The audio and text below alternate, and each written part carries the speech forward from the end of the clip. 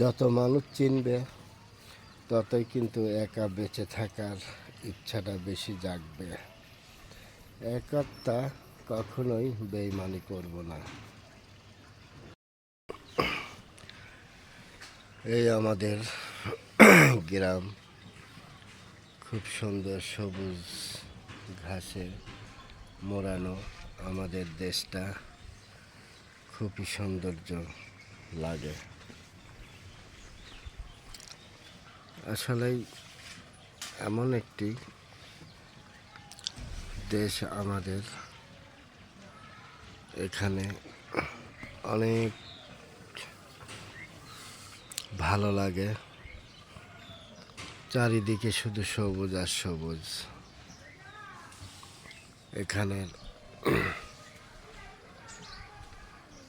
অনেক সৌন্দর্য।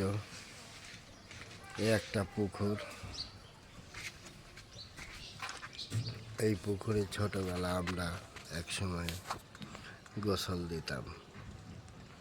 এখন সেই পুকুরটা মরে গেছে, চারিদিক দিয়ে ভেঙে ছোট হয়ে গেছে, পানিও নষ্ট হয়ে গেছে।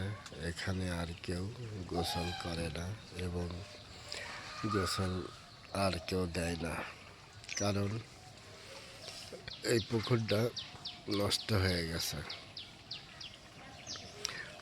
আগে আমরা ছোটবেলায় পুকুরে নদীতে গোসল দিতাম অনেক মজা করে, কিন্তু এখন আর কেউ পুকুরে গোসল করে না।